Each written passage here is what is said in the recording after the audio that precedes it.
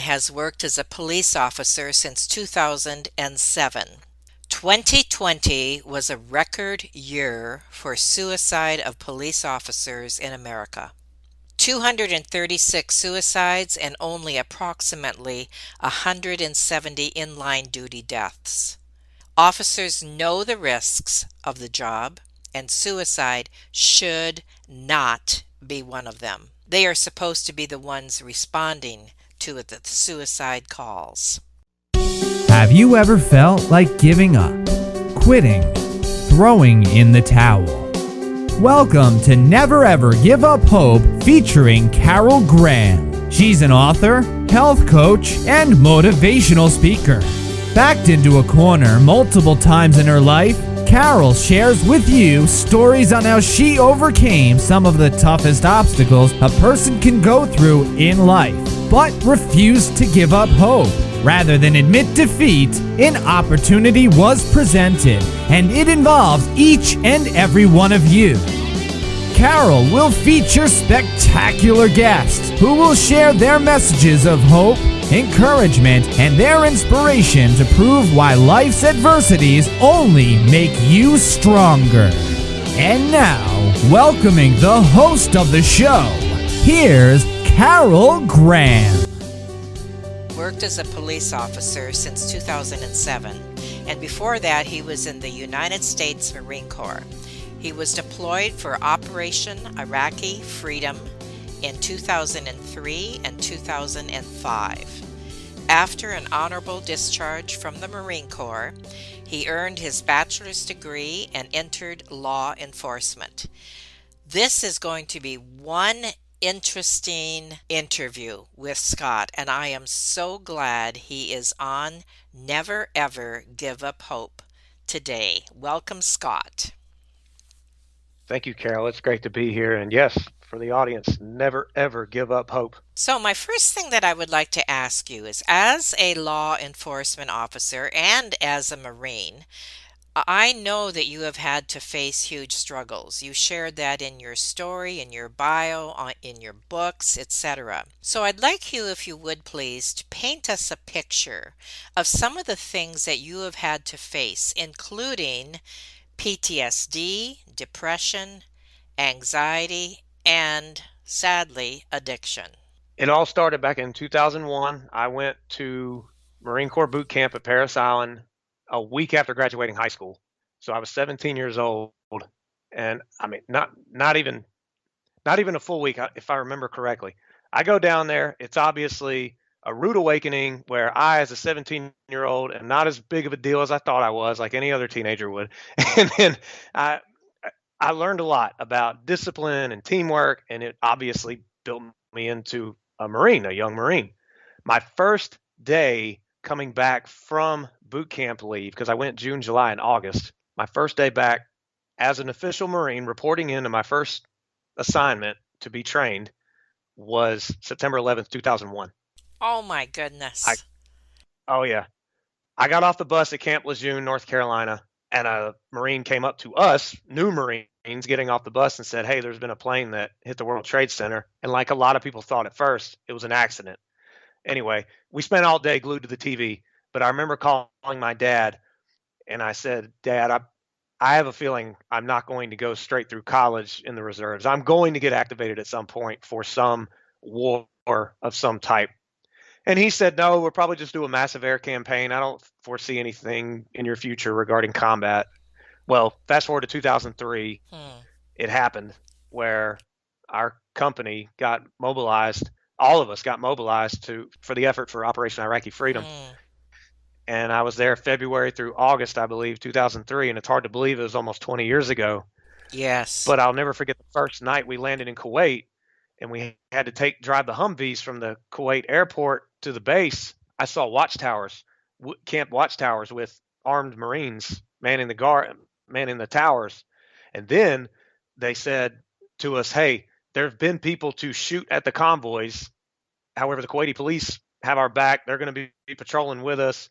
I'm not knocking the Kuwaiti police. I don't know them, but I just didn't feel good. That didn't really bring me much comfort, considering they didn't give us any ammo. We rode through Kuwait.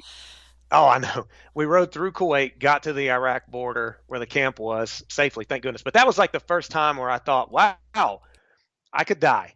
And what teenager at 17, 18, Right, 19, right. I would think I was 19. What teenager at 19 has to think I could die? Because at that age, you're thinking, I'm going to live forever, or, Hmm, the whole hmm, world's in front of me hmm. kind of thing.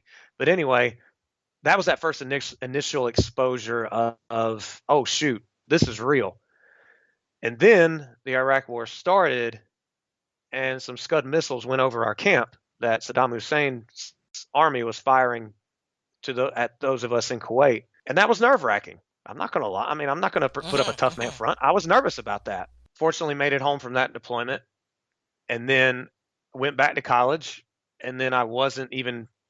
I did a full college year, and then started fall semester, finished that one, and then in the spring semester of 2005, about halfway through the semester, I get a call. Hey, you're going back. Called my dad. Said, Dad, I'm going back. He was like, Oh dang my it, we got to do goodness. this again. So anyway, we kind of knew it was coming, but Hmm. anyway, my brother was already over there, believe it or not, and he was saying it's crazy. We were out in the Anbar province, and it was nicknamed the Wild Wild West. June of 2005, there was a close mortar attack on the convoy I was on, and mortars landed to my left and to my right, very close, and the Mm. concussion of it kind of shifted my legs to the center of the vehicle.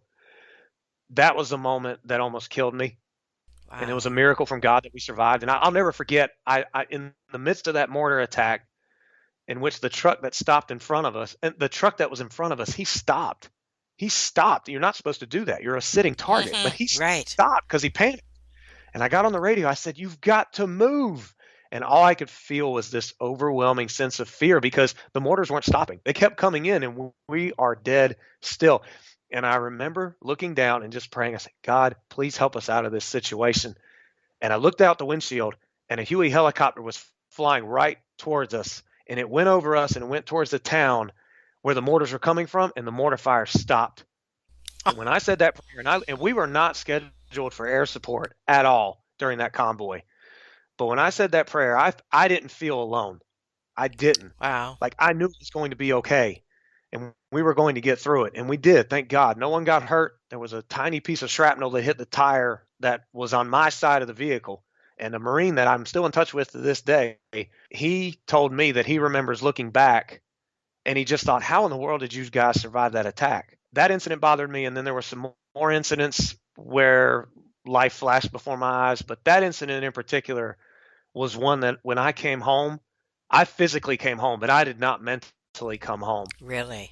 Now, of course, I didn't know this at the time. No one had told us, hey, you're going to see things that your brain is literally not wired to see. Hmm. Nobody told us any of this. So, for all I know, for a year after I'm home, everybody else is the problem. Well, you're the one that's impatient. You're the one that doesn't know what it's like to be over there. Why do you think this way? Why are you Hmm. calling me judgmental? You're the one that Mm. needs to see things for how they are. And my relationships with family, friends were deteriorating horribly. But I didn't know what was going on, and then it got so bad with anger and judgment that my dad once again said, I'm losing my family. I'm losing you and your brother. Please, I have found someone who can help you. Please just go. And we did. We agreed to it. It was through neurolinguistic programming. And after a 2-hour session, the flashbacks, the nightmares, the anxieties, the hot flashes, the anger, it really subsided a lot. Wow. But that was my first. Amazing. Oh, it was incredible. It was incredible. But that was my first encounter with PTSD, symptoms of PTSD. It's a real thing. And it doesn't matter how tough someone is, the brain cannot handle repeated exposure, whether they be thinking about it or they're actually living it, and you not do anything about it in a healthy way. The brain's not meant for it. So I thought I was a tough Marine. Yeah, okay, I might have been a tough guy doing tough things, but sorry, I can't outrun negative negative thinking, negative patterns, reliving a traumatic image or memory. And that was my first encounter with it. We can, if you want to, we can flash forward or fast forward to law enforcement. Sure, that's fine. I felt a calling to get into law enforcement. I knew that I wanted to be someone to arrive when someone called 911 because as a kid, my mom was with me one time when she called 911 because a guy was being suspicious on our street, and we lived in a very small neighborhood where everyone knew each other and we knew he didn't live there. And he was walking up to the doors, looking in windows. She called the police, and I just remember feeling like, I want them here. I want them here now to protect me. And that just kind of stuck with me my whole childhood. And then so I felt called to be in law enforcement. So I'm on the job for about 3 years, and I'm thinking, I'm a tough war veteran. I've been treated for PTSD. I have a whole career ahead of me. I'm loving this job, and I was. But then I got a call to go to a hotel where a man did not check out of his room on time, and they didn't have any way of getting in touch with him. And I'll never forget, I walked up to the room with the maintenance man, and the maintenance man used his card to go in the room, which he could do. I had to stay in the hallway. He opened that door. I didn't see anybody.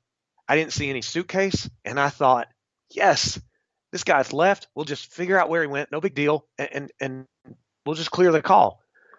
But the bathroom light was on, and that maintenance man walked in, and I'll never forget the words. He hung himself, and I knew I had a job to do, but I started having tension in my chest, and my mind was racing like, with what am I about to see? How am I going to handle it? But I had to push through that fear and anxiety because I had a job to do. So I walked in, went to the left, asked the man to step out, the maintenance man to step out. But then I saw this deceased individual who took his own life by suicide, and my heart sank. I mean, as a Christian man, I just couldn't fathom someone doing that. Like, because I know that God brought me into this life. It is not my decision when I take myself out of it. And my heart sunk, and the anxiety just came over me like crazy. And I had like this debate while I was in that bathroom thinking, wait, no, I'm a tough war veteran. I'm a tough police officer. Why is this bothering me so much? Do you think I told anyone? Absolutely not. Right, of course. Because I'm a tough police officer. But weeks following that, I couldn't sleep. I would get nauseous. I would have anxiety. And I just kept thinking about that man over and over and over again. And it was really bothering me. So that was my first exposure to reoccurring symptoms of PTSD in policing. But it also led to depression. And I would put on a good front at work, smiling with coworkers. But deep down, I was beginning to wonder, am I really making a difference? Am I only seeing the world for what it really is? Is it just evil everywhere? Because I was also dealing with a lot of habitual violent felons that would commit crimes, hurt people, and then get right back out after we had put them in jail. And that was depressing to see them just get right back out, and we have to deal with them constantly. And I've just started to question what I was doing and why I was doing it, and my spirituality started to suffer, which also led to a depressed mindset. So I could go on, but that's kind of the introduction into when I was exposed to it in the military, in the Marines, and then also in law enforcement. What about the addiction? That was about a year and a half into law enforcement, where unfortunately, a lot of police officers are not trained. You can have reactions. Now, I'm no psychologist, I'm no doctor, I'm just speaking from experience. You can have reactions where you can't cope well if you do not make an active effort to do it. You just won't cope naturally with the ups and downs of the job, from high action moments to getting home and having nothing to do or just sitting on your couch and watching TV, which is actually hurting your mental strength. I unfortunately, and it's always embarrassing to say, but if it helps someone out of it, then so be it. I am a sinner just like everyone else. I unfortunately got addicted to pornography, and it was a rush, just like the job was. But I knew it was a sin, but I couldn't get away from it. And I realized I had an addiction, and it was awful. I was thinking, wait, no, I'm this perfect little Catholic boy. I can't be addicted to this stuff. How did this happen? And I would just get onto myself time after time. Every time I would, I guess for lack of a better term, relapse, I would just get onto myself. And I would say, okay, God, I'm not going to do it again. And then it would happen. So once again, I reached out to the doctor who treated me for the PTSD and through neurolinguistic programming, and he helped me get through that too. It was amazing. But it was also good that he was a preacher. Oh, yeah, absolutely. And it's also good that he's a preacher as well. So he knew my highest level of thinking was to point towards the highest source that we have, and that's God. And I was able to disassociate and bring those disturbing images to God front and center in my mind, in my heart, and let go of it. And he said, you just haven't felt connected to God. And once we kind of reestablish that connection, and obviously there's different arranging of neurons in the brain, which is part of the brain's messaging system. Once he got through that, and then we went to the spiritual side of it. Yes, it helped a lot. like I said, it's embarrassing to say, but whatever. If I can be open, when I'm open about it, if it helps just one person seek the help or to understand they're not alone, then so be it. Absolutely. And that's very humble. It's a humbling experience, to say that, but yet through that it's so encouraging for somebody else. So it needs to be said, and if you can only help one person, that would be awesome. That's one person helped. My next question, first of all, have were you married at this time? No, fortunately not. Okay. And that was another incentive to quit because I was about a year away from getting married, and I knew I was going to be married to my wife, who I'm currently married to, and I was like, I got to get this under control. That was the reason I reached out for help because I was Okay. like, this is embarrassing. I cannot do this as a husband, and so yeah, no, that's another reason why I got the assistance. The reason that I asked you that as well is because you had to make a tough decision, and I think it was affecting your marriage when you were a canine officer. Is that correct? The job was affecting my marriage when I worked as a canine officer Okay. because yeah, I let that job become my identity. And it was a dream come true to get on the canine unit. I had networked and put my foot in that door to show them I was serious for that canine position for at least 7 years prior to me getting it. Oh my And I word. would go to canine training sessions and I would network with the canine officers. I mean, I was serious about it and I finally achieved it, but it became who I was. And I people would say, "What do you do?" And rather than saying, like most people do, I work at Lowe's, I work at a hospital, I work at wherever, I would say, "I am a canine officer," and it became me. I let it become me, even though it never was me. And but my wife would say stuff like, "Can you not work off duty? Can you just be home with me when you're home?" Like mentally, I was still on at work. I just blew it off. I was like, "This is what I'm supposed to be doing." I think I'm being a good husband. I wasn't. And then when our firstborn came around, I wasn't present to him. I didn't make an effort to spend any extra time with him. I was busy thinking about canine stuff. And this happens to police, where you feel like it's you. You feel like I don't know that phrase "bleed blue, thick and through," which I tell people now. I tell officers now, no, if I were to cut you open, you'd bleed red. So there's none of that. So anyway, but yeah, I let it get the best of me. And when she said, "I'm having thoughts of not being with you," I knew that she was Mm. godly and the job was earthly. And I took a vow to be with her till death do us part, and for better or for worse. So I was not going to lose her over some job. So you made the decision and I did. It changed your was very life. difficult for about a year. After, like I had to say goodbye to the police dog, and he and Aw. I were really. I mean, we were bonded. I mean, it was 3.5 years, and the last year he and I worked together. We had really hit our stride. I mean, we were doing amazing things, catching a lot of people. It was Hmm. really getting fun. Now, don't get me wrong. There were stressful moments, and the dog I had was psycho. I mean, he was absolutely psycho, and he would make me mad just as much as a toddler can make a parent mad. But, but overall, we were doing a lot better and really hitting our game. But I made that decision, and when I had to say goodbye to him, it was like saying goodbye to a family member. I mean, I cried and cried, and I don't care who knows it. I did. My heart was broken, Right. but but my marriage was becoming fixed. So looking back at it, it was definitely the right Yes. decision. Did you ever see him again? I did a few times, and then I know now where he lives. And his owner, he lives in Texas, and his owner will text me pictures of him. Aw, So yeah, I'll that's still get to see sweet. him, and I'm so happy for him. He's retired. I mean, obviously, and he's just he is loving life right now. I couldn't be Oh, more that's happy. awesome. We're going to take a short 30-second break, and when we come back, I want to talk about what's happened in this arena since lockdown, because I know this is a whole other arena that police are now involved in. So we're going to talk a little bit about that and also the mental health fights that officers have, what they can do about it, the book that you have written. So stay tuned. We will be right back.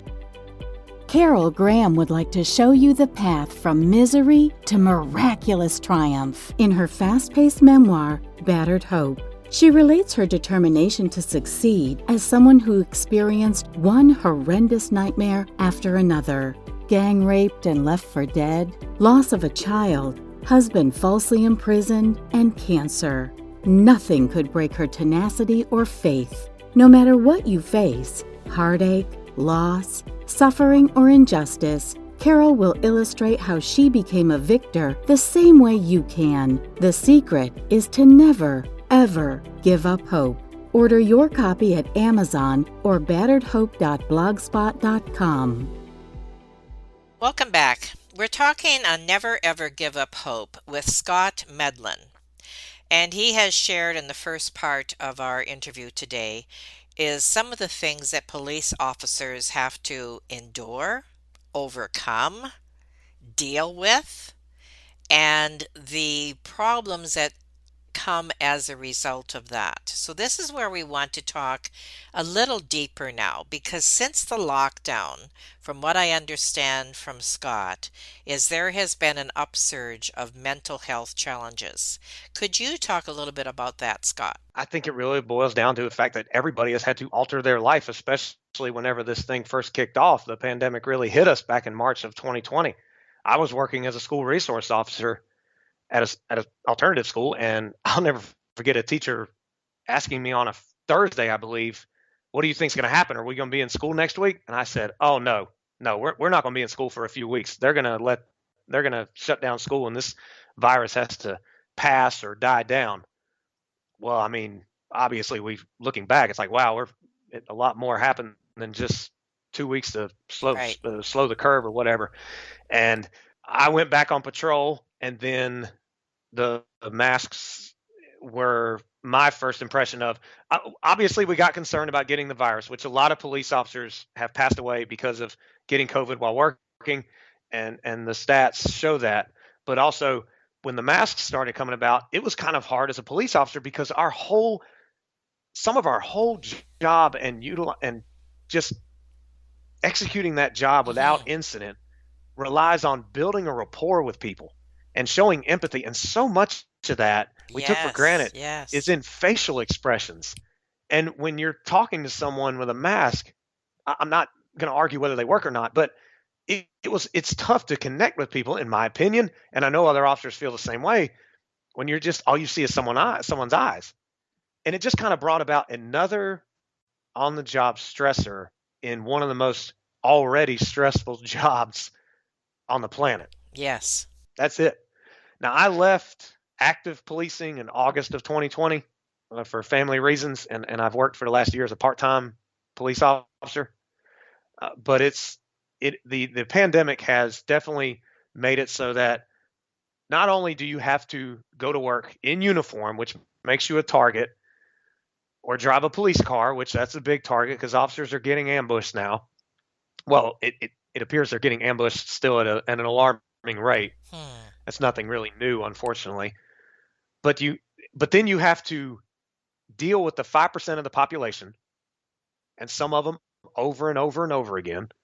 And then nobody calls the police to have them come over so they can say how great of a day they're having. Police, sorry for laughing. But no, I mean, it's true though. Police are only called and pretty much only interact with the public under negative circumstances. And that's whether it's a teenager who is thinking about taking their own life, or a child who's been a victim of a horrific sexual assault, or being called because someone just got shot in a parking lot and you arrive and you see that person literally take their last few breaths. It's already a stressful job. And then you have to, and then you have paperwork, policies, wondering whether or not your administration will support you if you're in a high attention use of force incident. And I'm not justifying ones that were out of negligence or straight up ill will, not justifying those, but it still runs through an officer's mind, even when they are justified and followed everything to the T. It's another stressor. And then now you worry about getting a virus that is new to everyone. It's just one more thing on the mind. And hence the mental health crisis. Oh, absolutely. What I didn't know and what I was not trained about when I started in law enforcement was, once again, just like when I was deployed to Iraq, You are going to see things your brain is not innately wired to see. Like our brains, from what I've learned and from my experience of being in the psychologist's office so much, is the brain seeks comfort, it seeks nourishment, it seeks love, it seeks things that are pleasurable. Not once does the brain, when someone wakes up, not once does the brain think, let me seek out some violence today. Let me seek out some blood and guts today. Let me seek out two people arguing with me right in the middle of it, trying to diffuse them. Absolutely not. So when there's repeated exposure to things that the brain is not innately wired to see or experience, obviously because some of it is traumatic, like seeing a person who's died in a vehicle crash or seeing someone wheeled away on an ambulance stretcher after they've been stabbed, that is not something that our eyes desire to see. And I know some officers to this day will say, I'm tough, I'm good, I can handle that. Certain officers are bothered by certain things. But when that happens repeatedly, over and over and over again, it can start to wear on you. And plus there's also a lot of negative talk in police departments. Because think about it, police officers are around negativity out in the field, and then they bring that negative energy back to the departments. And now, I'm not going to say I've never complained. I'm not going to say I've never gossiped about other officers, but it's negative. So you're exposed to negativity on the internal side of the police department, and then you go out there and you're exposed to negativity on the outside with the risks. And you mean to tell me that you're not going to just actively cope with that and then come home and then just be a positive person? It's impossible. I wasn't trained on this. Had I been trained, maybe my career would have worked out a little bit different, but whatever. I mean, I trust God's timing. But I realized when I was getting sick, like I never used to get sick, but I realized when I was getting sick, when I was getting so tense that I was always tired and physically tense, or when I was really turning into just a negative, hopeless person, something had to give. And then in January of 2020, I learned for the first time, after 12 years of being on the job, 12 years, I learned that more police officers took their own life by suicide in 2019, 2018, 2017 than were actually killed in the line of duty. Wow. And I thought to myself, I was shocked. I was like, wait a minute, I've been on the job 12 years. Why did I not know this? And then I opened up my heart. I said, I have to do something. And a thought came to my mind, write a book. I was like, write a book? What? I mean, it's almost like I slapped my head. Like, did I just hear that? So I began to work early mornings, late evenings on my book, Mental Health Fight of the Heroes in Blue, researching, but also based on my experiences of going through depression, anxiety, the addiction, post-traumatic stress. And I published it in April of 2020. And I know it's helped a lot of police officers. I know it's helped people who are outside of law enforcement.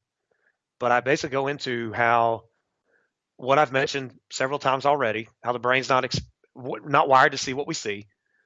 You have to actively cope. But there's also a possibility that if you feel stuck, if you feel hopeless, if you feel like there's no point in going on, the brain literally has the ability, if you make an effort to commit to just working on something, praying more, doing something that needs to get done at the house, or making a goal for yourself to achieve something that's reachable. The brain literally has the ability to create new cells and new wirings within the brain to mold you into a new person in a way, a new personality. And it's amazing. And when I learned this, I started acting on it and making like a morning routine. I had to have my morning routine each and every morning rather than just getting out of bed, dealing with the kids, putting on the uniform, and going into work. No, I had to make time for my brain to work on mindset, and then make time for exercise, for physical fitness, which also can help improve our mood. I went on this, and I said, I wrote the book, and then I wrote in September of 2020, I came out with 101 health tips for police officers. I still feel called to help other police officers because I know some that are miserable, but yet I can see it all across the country where we see what cops are going through, and they don't feel supported. And unfortunately, some of them get to a point where they don't feel like there's any point in going on. They don't even feel good about themselves. Like the incident at the Capitol on January 6th, there's been, I believe, 4 police officers since then that worked that riot to take their own life by suicide. Oh my! That's so sad. It's so sad. And so that's the mission now. Like I said, I'm part-time police now, but I'm very active advocate for police officer wellness, and I don't come to any cop, any person as just some know-it-all. I come to them as someone who has been through the pain Right. and has been through challenging times, but just to tell them, like, look, your brain has the ability to get through this. You just have to make a commitment to yourself and put your more trust in God rather than on earthly things, which can include the job. One of the things I notice looking on Amazon on both your books, they're all 5-star reviews. And my question to you is, and what I think would be a good idea, is for people to buy this book, to even if they don't know a policeman, but to give to someone and get it into the libraries, locally, get it into, do you have any other suggestions? Because this is definitely a message that needs to get out there. It is. I would suggest get it. They're very affordable. They're on Amazon. That's the only place they are, is on Amazon. Okay. I'm self-published. Okay. But bring it to a police department and write a heartfent letter That's a behind good idea. Okay. it. Bring it to a police department, sheriff's office, or if you know a law enforcement officer, pass it along, and just say the stats don't lie. I mean, back in Okay. 2018, Psychology Today came out with a study showing that 20 to 30% of police officers on patrol battle substance abuse. And you can't tell me the job has gotten any less stressful now.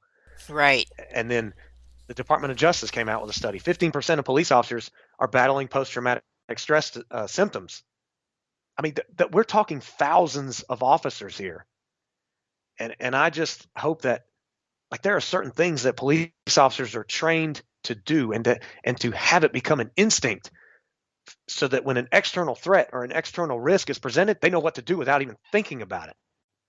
But I want them to be just as aware about the internal risk, the internal threats, and to have the answer for it just as instinctively as they do the external risks and threats. Now, it's great to have the book available, but also, are you thinking in the future of having another means available? Because this needs to be exposed not just within your own community, obviously, or what you can reach, on the internet. Now, I know you have a YouTube channel. Is that one of the avenues that you're using? Yes, the 10 code mindset, and that channel is growing. I'm very shocked at how Good. it's kind of growing pretty quick now. And the 10 code mindset is just there for police officers and those looking more curious into the job. But I have that channel, but I have been speaking. I have spoken with government agencies on some training. I spoke Okay. at a statewide. I spoke at a statewide law enforcement training officers conference a few weeks ago. I spoke at a police recruit class 2 weeks ago, and I'm going to speak at another one tomorrow. So I am all about going where I need to go to speak and get this message out as well. Good. Excellent. Now, what can we do besides buying the book and sharing the book? What else can we do? Pray, obviously, but pray for law enforcement. But also, if an officer comes by, and a lot of people say, "Thank you for your service," and please don't get the wrong impression. I'm not saying that is a horrible thing to say. Thank you for your service can sound so generic sometimes. Right. I would ask people to be specific. Like, if you see an officer at a parade and you feel safer because they're there, go up and say, "I'm glad you're here. Even if you were told to be here, my family and I feel safer." That officer will probably appreciate that. If you're at a restaurant and the officers are there, I mean, now this happened to me more during the drive-through. I'd be going through a drive-through and I'd pull up to the window and they would say, here's your food. You're good. The person in front of you paid for it. And I was like, oh my gosh. I mean, Yeah, it was just, that's it so cool. was so heartwarming because Yes. it was just so heartwarming because it's like, there were times when I thought that society was just all bad. It was just all bad people. And for someone to do something like that, it would just bring me back. And I'd just be like, wow, there are nice people. I'm only dealing with a small fraction of the population, but gosh, that's so easy to forget. I think you made an incredibly valid point because this is, just in general conversation or people when they're watching TV and they see something that happens, just as police live in that negative world, people put them there too. The general public puts them in that negativity.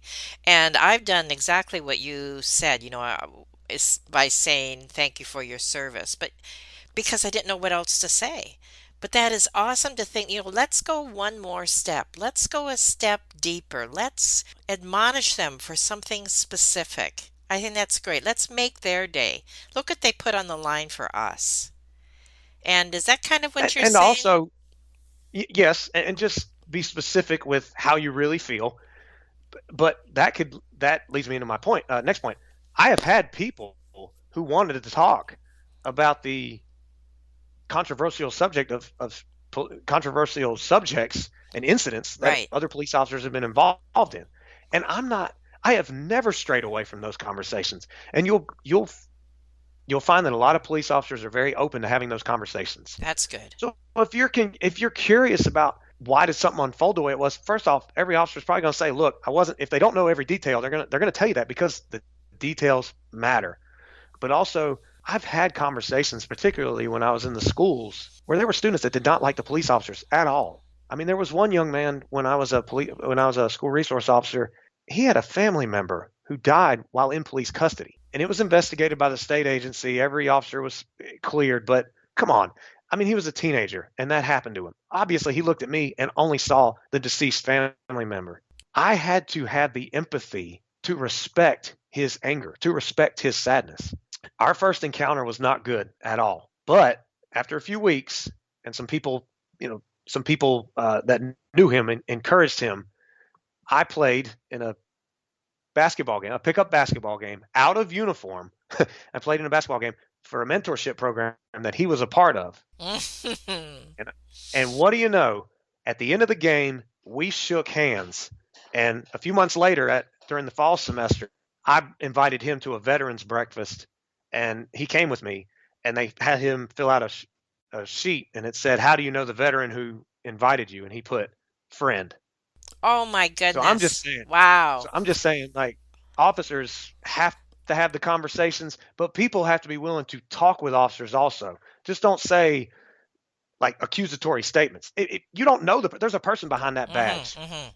Ask them what their opinion is, and if they're uncomfortable talking about it, then heck, just go to the next one.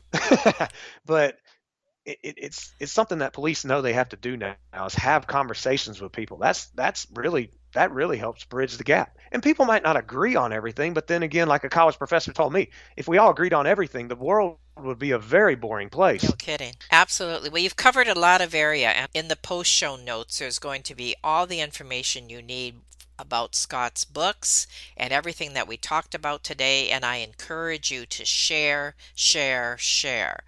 Now, in conclusion, is there anything you want to do to sum it up, Scott? I would just say for anyone out there going through a hard time, which we all are being challenged by certain things considering the pandemic, no matter what it is, just like the title of your podcast, Carol, never ever give up hope. But when I was going through hard times, whether it was post traumatic stress or the addiction, I would get onto myself and I would say, I can't believe this is happening to me. Why would I just, that was awful. That was awful talk. Talk to Hmm. yourself in a loving way because, and talk to yourself that way because God loves you. And you have no right to hate yourself. He created you for a purpose. Why would you hate that? So I would say good self-talk and just being committed to it, committed to something with a morning routine, morning prayer can lift you up no matter what you're going through and just stick with it. And when you think you have nothing left, you just got to keep going and then eventually opportunities will start to come up or you can start to influence people in a good way. I gave up, not in the sense of wanting to take my own life, but there were plenty of times I thought about giving up, but I just kept showing up for other people, just kept showing up for my spiritual health and for the one who created me, and things have started to work out. So that's what I would say. Your attitude is coming across very clearly, even on this interview. And what that tells me is that you have not allowed this negativity to control you, and that you've taken the reins and you are giving and not just living in that negative atmosphere that relates to the job that you do. And I really, really appreciate that because I have interviewed people where their negativity, no matter what their words are saying, their negativity is what people hear. And with Oh you, yes, no, absolutely, with you, there's the warmth, there's the sincerity, there's the empathy, there's the encouragement. All that has come through. And for that, I applaud you and I thank you.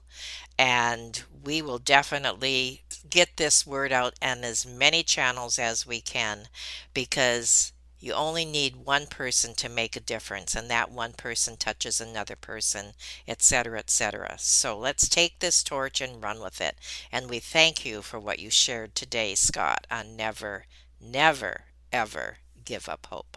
Thank you for listening to Never Ever Give Up Hope, featuring Carol Graham. Did you know that most people succeed because they are determined to? Quitting was never an option. Carol loves your comments and will respond to each one.